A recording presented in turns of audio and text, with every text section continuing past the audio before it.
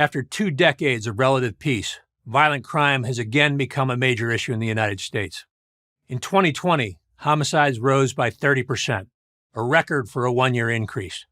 In 2021 and 2022, homicides continued to climb, shattering records in several cities. We don't have to live this way. Here are 4 practical solutions that will make our cities safer. None of these solutions are theoretical. They're street-tested and backed by rigorous studies. They're constitutional and cost-effective. While each one will reduce crime on its own, taken together, they can transform a city, not in decades, but within a year or 2. Here's what we need to do. First, target the power few. Violent crime is highly concentrated.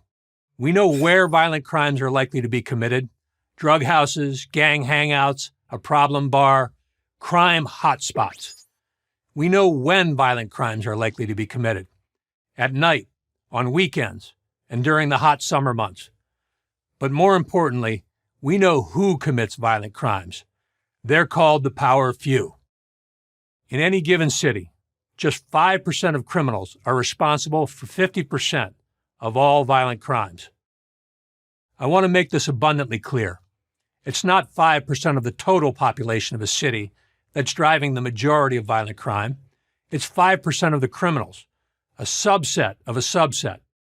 Targeting this small cohort of high-frequency offenders can substantially reduce violent crime rates throughout an entire city. Second, go after the drug dealers and gun-toting felons. You don't have to dig very deeply into crime statistics to discover that drug dealers and felons in possession of firearms are linked to many violent crimes, especially homicides. These are the people who are not only likely to kill, but to be killed. So if law enforcement focuses on drug dealers and gun-toting felons, they'll reduce the number of both potential killers and potential victims on the street.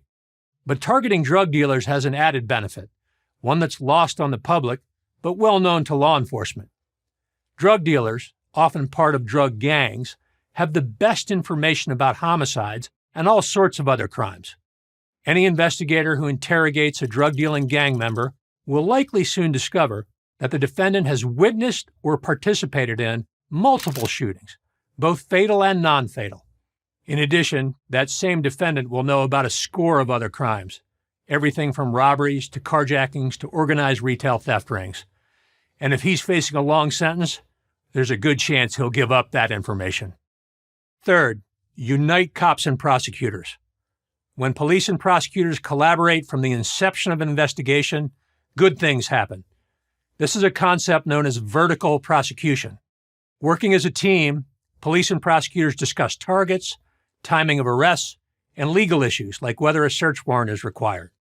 Once the investigation is completed, the police remain involved at the trial stage, helping to determine the order of witnesses, trial themes, and even jury selection. This style of collaboration is resource and time-intensive, but it pays big dividends. There's no blaming each other for a poor investigation or bad trial strategy because everybody participated in all aspects of the case. When the prosecutors and police work together, particularly in major cases like homicides, the cases are better investigated, legal errors are minimized, the system works as intended. In short, justice is done. On the other hand, and this seems to be happening more and more in America today, when the prosecutors and police are actively hostile towards one another, the only people who win are the criminals. Fourth, keep the bad actors in jail. Progressive politicians insist that the length of prison sentences plays no significant role in stopping crime. Most law enforcement officials strongly disagree. So who's right? In 2 separate studies, in 2020 and 2022, the United States Sentencing Commission, an independent federal agency, took up this question. Their analysis involved thousands of federal inmates over multiple decades. Their conclusion was clear. Once prison sentences get to 5 years in length, the longer the prison sentence, the less likely the criminal will commit another crime. Your average citizen could tell you why incarceration matters. 1, people don't want to go back to prison, so criminals try not to commit more crimes. 2, the age crime curve tells us that most violent criminals commit the majority of their crimes from their late teens into their 20s.